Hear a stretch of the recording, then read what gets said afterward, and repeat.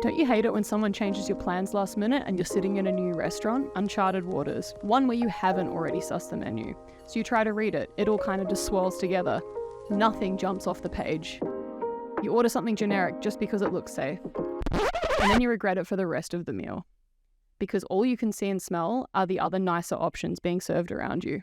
Oh yeah, indecisiveness sucks. So we're going to talk about how sometimes the most basic of decisions feels like an Olympic level challenge. Ironically, I did spend 3 hours trying to decide what the topic of this video was going to be, so it just felt fitting. Welcome to my channel, where today we're going to unpack the classic ADHD trait of decision paralysis and how I deal with it. Let's get started. Decision paralysis is also known as analysis paralysis or ADHD paralysis. Paralysis is going to end up being one of those words that no longer sounds like a word by the end of the video. I apologize. Paralysis. No, we're good. Still sounds kind of normal, I think. So you've probably encountered a friend who is indecisive, and that's perfectly fine, but sometimes it goes beyond a little hesitation. Analysis paralysis is that feeling of being stuck when faced with a decision. The typical decision-making process involves like a series of steps, and these steps can present roadblocks for an ADHD brain, such as working memory issues and perfectionism. Now we all have brains. I know, hard to believe for some. And they're capable of processing up to 11 million bits of information every second. However, our conscious minds are a little bit limited. Dumb.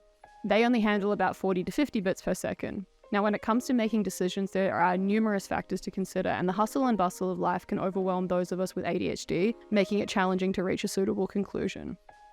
The overwhelming number of choices is often intensified by our desire to do things perfectly. We don't want things to go wrong. Failing sucks, and if we can't figure out how to do something perfectly, more often than not, we just won't do it. That's why it's taken me about 5 years to start making YouTube videos. I sat on ideas for so long because I didn't have all the equipment or felt uncomfortable with myself at the time. The list is endless. Now, it's a common misconception that we're lazy, but that's not true, at least not any more than a neurotypical person. It's just that we often get overwhelmed by information and default to a safe or familiar setting. For many of us, that means doom scrolling on our phones or rewatching our favorite comfort TV show for the 9th time. We gravitate towards activities that require little to no thinking and provide us with a good dose of dopamine. Until the very last minute, that is. Then it's crunch time.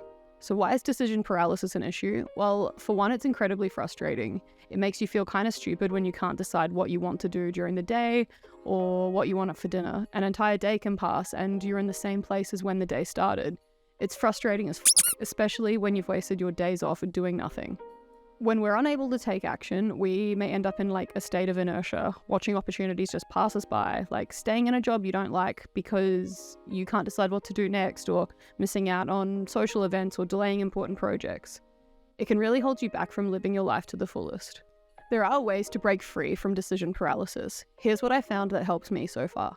The first thing is identifying when you're having a hard time making decisions. Some days this is easier than others, but when you can at least recognize it, you can practice a little bit of self-compassion and appreciate that today might need a more gentle approach. Making decisions and prioritizing tasks is something I find incredibly difficult. When I'm having a day like this, and I've had a few of them recently, I like to write down all of the things I have to do on little post-it notes and stick them somewhere that is obvious to me, in the kitchen. They don't have to be in order, just write a task down on each note and stick them in a line so that it's kind of like a little visible checklist. I'm very visual and I like seeing the notes disappear. It's a very tangible thing and it gives me a cheeky little dopamine hit every time I remove one. We just did that one before. Now this approach also applies to making decisions. As you can see, the bigger and smaller tasks, I tend to just do the quickest and easiest one. It gets the ball rolling. But let's say you put up something that has multiple steps. I will write out like additional post-its for each step. So while it looks like a lot of things, I find having it written down and just like out of my brain makes it more manageable. I also like to set deadlines. Now, if someone gives me a deadline, my brain will naturally prioritize it. But if I set myself a task and don't give myself a time frame, it'll either never get done or I'll forget about it, and then it usually becomes really problematic for me. Now, it can be hard to set your own deadlines, but it goes hand in hand with the next technique that has helped me to work towards overcoming decision paralysis. Seek external input. Now, let me acknowledge that it can be hard to find someone to open up to and trust with this. But if you're fortunate enough to have someone who can help you, it can take some of the burden off your shoulders. Also, by vocalizing it, it helps remove some of the internal anxiety surrounding whatever it is you're overthinking. Now, what this looks like for me is when I'm capable of knowing I'm having a bad decision day, is acknowledging it and making it known to my partner.